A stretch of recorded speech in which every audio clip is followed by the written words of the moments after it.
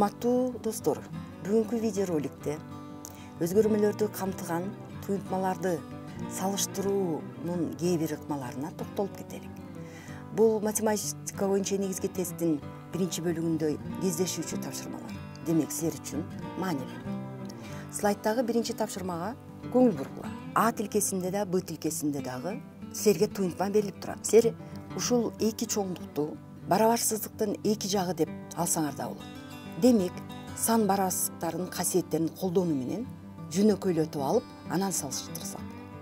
Мынакей эки тилкени мен көчүрүп алып ылдый жакка А тилкесиндеги туюнтмага өзгөртүүлөрдү жүргүзөм. Y эметүү x'тин квадратка көтөрүп ийсек, биз төмөндөгү туюнтманы алабыз. Бул жерден xy минус 2yx бул минус yx'ке барабар. Ошон үчүн кийинки туюнтма y-тин квадраты кемитүү yx кошуу x квадрат болот. Ал эми Б тилкесинин алдындагы чоңдук y квадрат кемитүү x квадрат кемитүү xy. Барабарсыздыктын бир бөлүгүнөн экинчи бөлүгүнө кошулуучуну карама каршы белгиде алып өтүүдүн барабарсыздык өзгөрбөйт деген касиеттин негизинде биз окшош кошулуучуларды же болбосо y квадратты жана минус yx'ти жоюп ийсек болот. Ошентип биз x квадрат А тилкесинин алдында, Б тилкесинин алдында минус x квадратты алабыз. X нөлгө барабар эмес экендигин билебиз кошумча материалдан. Демек, А тилкесиндеги чоңдук Б тилкесиндеги чоңдуктан чоң. Туура жообу А. Экинчи тапшырма. А тилкесиндеги чоңдук бул x'тин кубун экинчи даражага көтөрүү. Ал эми Б тилкесиндеги x'тин кубу менен x квадраттын көбөйтүндүсү берилген. Кошумча маалымат катары x нөлдөн кичине деп турат. А тилкесиндеги чоңдуктун x кубу нөлдөн кичине. Анткени x нөлдөн кичинекей болгондуктан жана даражанын көрсөткүчкүн таксаң, x кубту квадратка көтөрүү менен кайра оң мааниге ээ болобуз. Демек, А тилкесиндеги чоңдук нөлдөн чоң. Б тилкесиндеги чоңдуктар бул эки көбөйтүндү. X'тин кубу жогорку негизинде нөлдөн кичине. Ал эми x квадрат даражасы квадрат болгондуктан ар дайым нөлдөн чоң. Эки чоңдуктун көбөйтүндүсү нөлдөн кичине болот. Демек, Б тилкесиндеги чоңдуктар нөлдөн кичине. Туура жообу А. Үчүнчү тапшырма. М жана N эки чоңдугун салыштырышыбыз керек. Бизге дагы кошумча маалыматтар берилип турат. M'дин жана N'дин кошуусу 5ке барабар, M менен N'дин көбөйтүндүсү 0ге барабар. Экинчи барабардыктын негизинде M жана N'дин көбөйтүндүсү 0ге барабар. Кайсы учурда? Эгерде M 0ге барабар болсо, же болсо N 0ге барабар болсо. Ошентип, эгерде M 0ге барабар болсо, анда биринчи кошумча материалдын негизинде N 5ке барабар дейбиз. Бул учурда M N'ден кичине. Эгерде N 0ге барабар болсо, анда M 5ке барабар болот дагы, M N'ден чоң. Бул маалыматтын негизинде биз чоңдуктардын кайсынысы чоң экенин, же болбосо алардын барабардыгын аныктоо мүмкүн болбогондугун аныктадык. Демек, биз Г жообун белгилейбиз. Туура жообу Г. Төртүнчү тапшырмага көңүл бурсаңар. Бизге даражалар берилген. А тилкесинде да жана Б тилкесинде.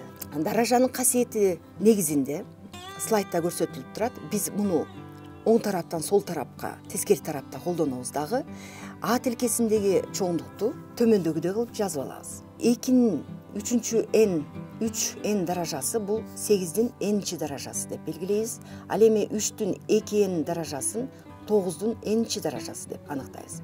Эки чоңдукту салыштыруу үчүн төмөндөгү учурларды карайбыз. Анткени бизге дагы жалпы маалымат же болбосо кошумча маалымат берилген эмес. Эгерде n чоң болсо, анда А тилкесиндеги чоңдук Б тилкесиндеги чоңдуктан кичине болот.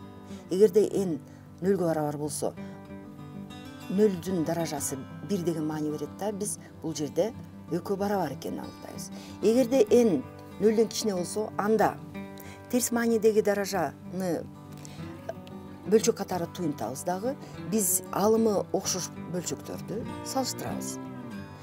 Салыштыруу негизинде биз А тилкесиндеги чоңдук Б тилкесиндеги чоңдуктан чоң экенин аныктайбыз.